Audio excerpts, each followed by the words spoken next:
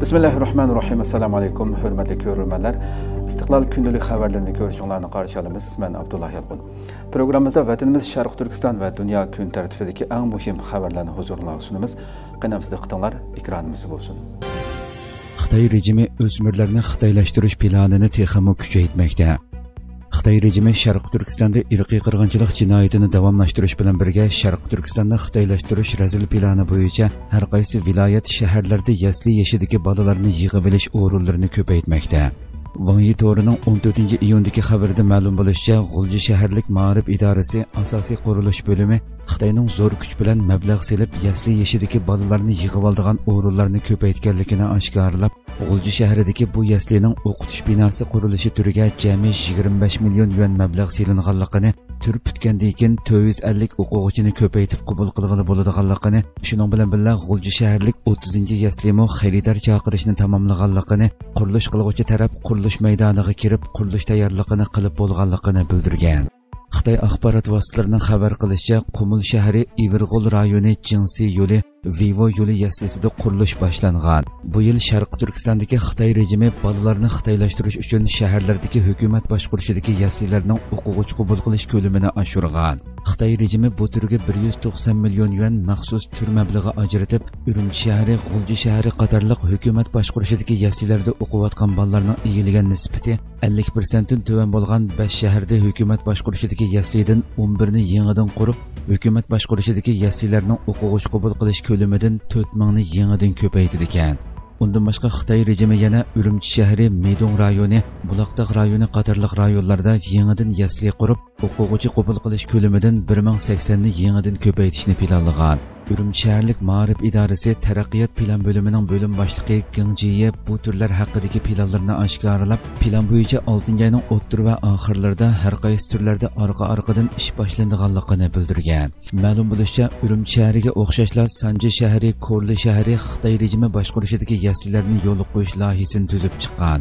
Hozirgacha yangidan qurilgan 11 yasli turining hammasiga o'rin tanlash tamomlanib, 3 o'rinda ish boshlangan. Qolgan turlarning hammasida bu yilning oxirida asosiy gavda qurilishi tamomlandi ekan. Ilgari Xitoy rejimi har qaysi shahar rayonlaridagi bekor qolgan hukumat binolari, taqib etilgan masjid qatorliq o'rinlarga Uyg'ur o'smirlarini solab yasli nomida bolalar lageri qilgan edi. Xitoy bu qilmishlarni xalqarodan yo'shirish maqsadida bolalar lageriga atalmish Farishtalar bog'chisi degandek ismlarni qo'yib, Uyg'ur o'smirlarini ona tilida so'zlashni cheklab, to'liq tilimi chiqib bo'lolmagan narsida bolalarni oilasidan majburiy ayirib, butunlay Xitoycha so'zlashga majburlab tarbiyalamoqda va ularni o'z tilidan va milliy kimligidan butunlay ayirib, assimilyatsiya qilish uchun harakat qilmoqda va navbatda Xitoy bu xildagi yaslilarni texmo ko'lamlashtirishga harakat qilmoqda. Xitoy bilan Vyetnamning munosabati jiddiylashdi. Xitoy paraxodlarining Vyetnamga tava neft va tabiiy gazlik rayonidan doimlik kesib o'tishi sababli ikki taraf munosabatidagi jiddiychilik kuchaymoqda. Amerika ovozining 17-iyundagi xabarida bildirilishicha, Xitoyning Vyetnamning alohida iqtisodiy rayoniga paraxod avatganligi, Xitoyning bu harakati 5-oyning 5-dan boshlab ko'payganligi sababli ikki tarafning Janubiy dengiz masalasidagi jiddiychilik kuchaygan. Bir turkum sayohatchilar o'ltirgan Xitoy paraxodi rayonga besib kirib, bir oyga yaqin vaqt ichida bu paraxodlarning soni bargan sari ko'paygan bo'lib, Xitoy paraxodlari Vyetnam dengiz tavalligidagi sazgur rayonlardan bemalol o'tishga boshlagan.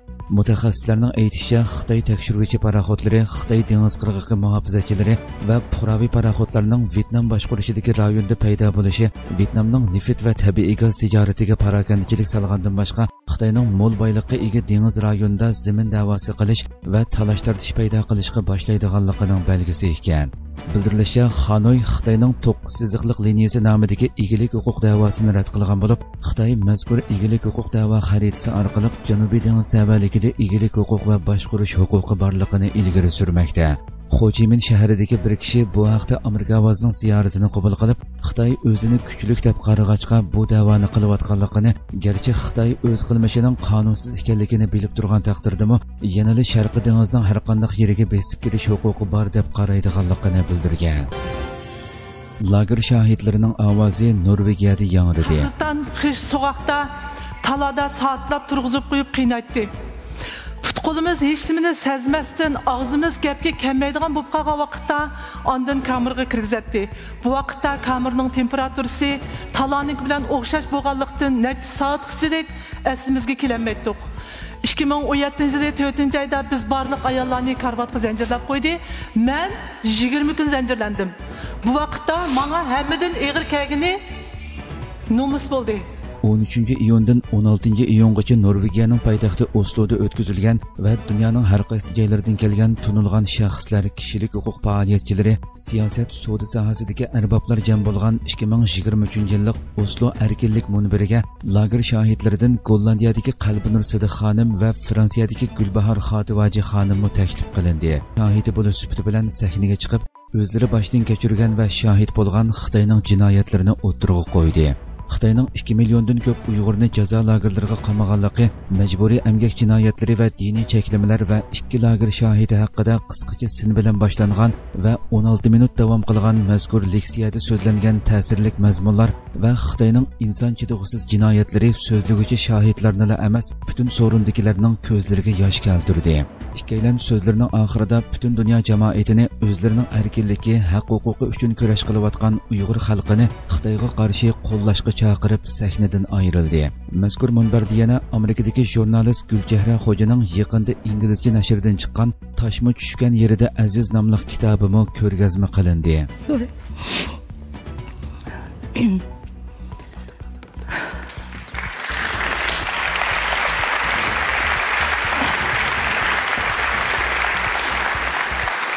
Ben bir günü şu joyda 18-20 yaşlık bir kızın cesedini şikar bir zembilde aldığımdan hep manga vaktida ben korkunumdan nayeti özlemli bu dünyada mevcut emestek iskip gittim. Kallamda daim kızımdınla oylaydım. Gözlerimdeki yeşimni yütüp itişke tırışattım. 2018 yılı 2. ayda ben mecburi pensiyaya çıkarıldım.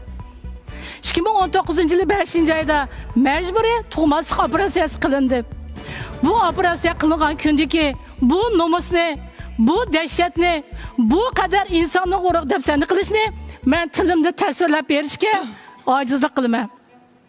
Ko'p tirishchanliklar bilan 2019 yılı 10. ayda Gollandiyadagi qizimning yoniga kelib oldim. Amerika va Xitoy tashqi ishlar ministrlari o'zaro hamkorlikni ta'kidlashdi. Amerika tashqi ishlar ministri Antony Blinken 18 iyun Xitoydagi rasmiy ziyorati bo'yicha tashqi ishlar ministri Qin Gang bilan ko'rishdi. Turkiya Ovozi radiosi xabarida bildirilishicha, Xitoy tashqi ishlar ministrligining bayonotiga asoslanganda, ministr Qin Gang uchrashishda Xitoy-Amerika munosabatlarining diplomatik munosabat o'rnatilgandan buyongi eng nachar nuqtaga kelib qolganligini ta'kidlab, bu ahvolning ikki davlat xalqining manfaatiga va xalqaro jamiyatning umidiga mos kelmaydiganligini bildirgan. Xitoyning Amerika bilan bo'lgan munosabatlarini Xitoy davlat raisi Xi Jinping o'tirg'i qo'ygan o'zaro hurmat, tinch birga yashash va teng foyda elish hamkorligi prinsiplari doirasida ko'radiganligini tilga olgan Qin Gang bu prinsiplarning o'rtaq ruhiy, nishoni va qizil chiziqi bo'lishi kerakligini ta'kidlagan. Qin Gang Xitoyning Amerika bilan muqim, oldin faraz qilg'ili bo'ladigan va ijobiy munosabat o'rnatishni xohlaydiganligini bildirib, Amerikaning Xitoyga qarata obyektiv va amaliyatchil qarashni o'zlashtirishini, shundaqli munosabatlarimizning siyosiy asosini saqlab qolish va kutilmagan voqealarni oqilona, tamkin va kasbiy usulda bartaraf qilish uchun Xitoy bilan hamkorlashishini umid qilamiz degan. Xitoy ministri Qin Gang har qaysi taraflarning Amerika va Xitoy rahbarlarining Bali orolidagi uchrashishida hosil qilgan tushunishning mazmuni va ruhiga asosan munosabatlarni qaytadan muqim bir yo'nalishga o'zgartirishga tirishishi kerakligini ta'kidlagan.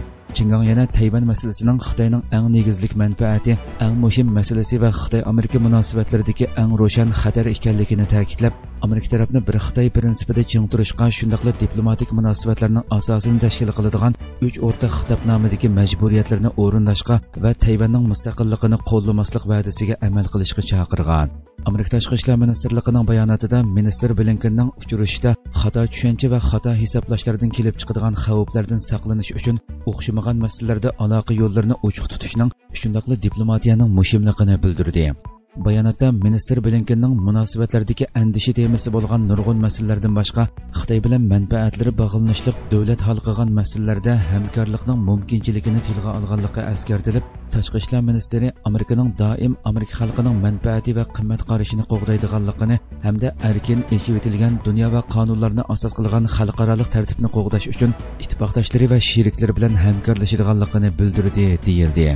Bayonotda yana Blinkenning suhbatni davomlashtirish uchun Chingangni Washingtonga taklif qilganligi eskartildi. Uchrashda taraflar Xitoy-Amerika munosabatlaridagi yetakchi prinsiplarga aloqador maslahatlashishni davomlashtirish, munosabatlardagi muayyan masalalarni birlashma xizmat guruhi bilan hal qilish, ikki davlat xalqlari o'rtasidagi savdo va ma'arif sohalarida o'zaro aloqani tashviq qilish to'g'risida kelishim hosil qilgan.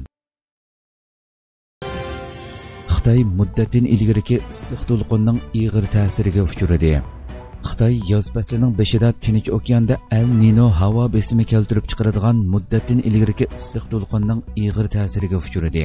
Turkiya Ovozi radiosi xabarida bildirilishicha, Xitoy meteorologiya idorasi Tinch okeandagi suvning isib ketishini keltirib chiqaradigan muhitga munosabatlik havo besimining Xitoyning o'xshamagan joylarida qattiq issiqlik va ho'l yig'inni keltirib chiqaradiganligi haqida ogohlantirish e'lon qildi. Xitoyning shimolidagi rayonlarda issiqlik normal fasl o'lchamlaridan eshib ketdi. Xitoyning janub taraflarida qattiq yomg'ir va kelkun ofati yuz berdi. O'rta va shimoliy rayonlarda bo'lsa qattiq shamol va quyun ofati haqida ogohlantirishlar e'lon qilindi. Xitoy meteorologiya idorasi issiqlik sababidan ko'k ranglik ogohlantirish e'lon qildi. Stoltenberg Ukrainaga beriladigan F-16 kurashchi aeroplanlari to'g'risida to'xtaldi.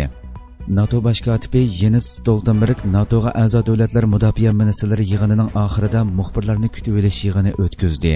Turkiya Ovozi radiosi xabarida bildirilishicha, Shimoliy Atlantik Akti tashkiloti bosh kotibi Jens Stoltenberg F-16 kurashchi aeroplanlarining Ukrainaga topshirilishining uchuvchilarining mashqining davomlashish vaqti va ittifoqdosh davlatlarning amaliy maydondagi o'zgarishlarga munosabatlik muhokamalarga bog'liq ekanligini aytdi. Daniya bilan Gollandiyaning Ukraina uchuvchilarini F-16 kurashchi aeroplanini ishiltish bo'yicha mashqlantirish to'g'risida to'xtalgan Stoltenberg o'zining bu ahvoldan mamnun ekanligini bildirdi.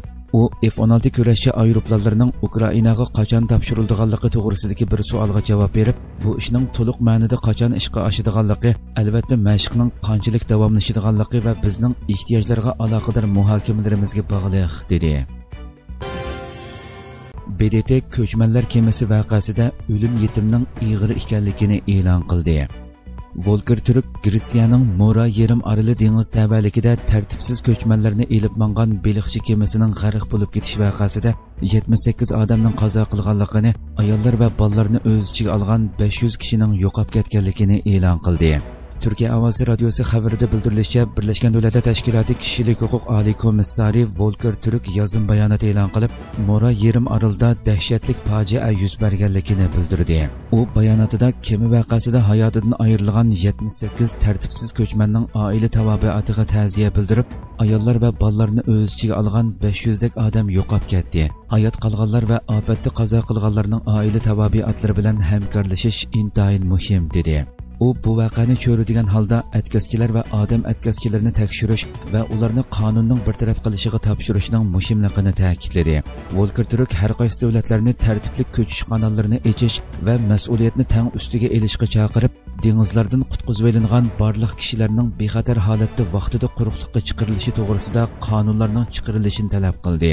14-iyun Gretsiyaning Mora yarim orolidagi Navarinoning 47 dengiz mili yiroqligidagi xalqaro dengiz tavalikida tartibsiz ko'chmanlarni elib mangan bir beliqchi kemasi g'arq bo'lib ketib, 78 odam hayotidan ayrilgan, 104 odam qutqizib olinib, Kalamata portiga elib berilgan edi.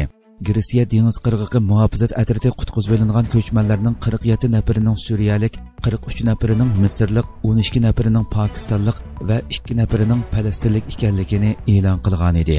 Ijtimoiy kuchlar boshqarishidagi Alarm Fond signal telefoni organining bildirishicha, hodisaga uchragan kemada taxminan 700 odam bor ekan. Izlash va qutqizish xizmatlari hali ham davomlashayotgan bo'lib, mutaxassislar qazo qilganlar sonining ko'payib ketishidan andisha qilinayotganligini bildirmoqda. Turkiyaning rahbarligidagi qarindosh davlat qismlari manevri muvaffaqiyatli tamomlandi.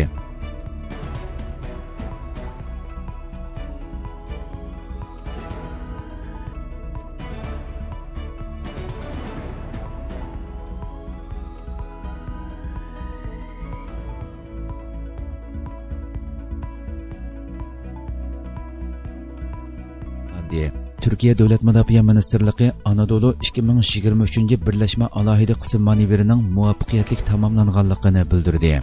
Türkiye Avaz Radyosu xabarida bildirilishicha, Devlet Müdafiə Ministerliğining ijtimoiy aloqa hisobida e'lon qilingan bayonotida tövendeki uçurlarga o'rin ajratildi. 2023 yılı 6 iyundan 16 iyungacha Gölbaşı, Ankara, Anadolu 2023 Birleşme Alohida Qism manevri do'st va ittifoqdosh qismlari o'rtasidagi do'stlik, hamkorlik va o'zaro moslashishni taraqqiy qildirish, o'zaro bilim va tajriba almashtirish maqsadida Ozarbayjon, Qozog'iston, O'zbekiston, Mong'oliya, Shimoliy Makedoniya, Vengriya, Albaniya, Gruziya, Pakistan va Turkiya alohida qismlarining amaliy qatnashishi bilan, shundaqla Chex, Bangladesh va Tunis qismlarining kuzatuvchi sifatida qatnashishi bilan Turkiya alohida qismlari qo'mondonligida va sohibxonligida muvaffaqiyatli o'tkazildi.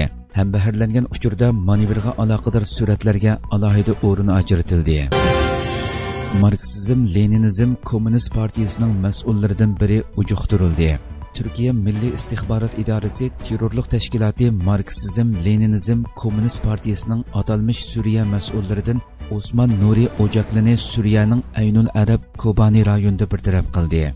Türkiye Avaz Radyosu xabarida bildirilishicha, bexatarlik manbalaridan egilinishcha, terrorlik tashkiloti Marksizm, Leninizm Kommunist partiyasi nomidan Turkiyada sodir qilingan nurg'un terrorlik harakatlarining buyrug'ini tushirgan, Bursadagi turma hujumi qatorliq nurg'un terrorlik harakatlarini tashkillagan Osman Nuri Ojakli mazkur terrorlik tashkilotining atalmış rahbarlik hay'atining biri edi. Milliy istihbarat idorasi Suriya va Turkiyada PKK, KCK a'zolari bilan til biriktirib, Türkiye bexatarlik qismlariga qarshi terrorlik hujumlarini planlab ijro qilgan Ojaklini xilidan beri yaqindan ko'zitib kelmoqda edi. Terrorchi oxirida Suriyaning shimolidagi Aynul Arab rayonida ujuqtirildi. Hürmetli görürmelerimiz, şuna qilib bugungi xabarlarimiz mush yerda oxirlashdi. Inshaalloh atiki programmada ko'rishguncha aman bo'linglar. Assalomu alaykum va rahmatulloh.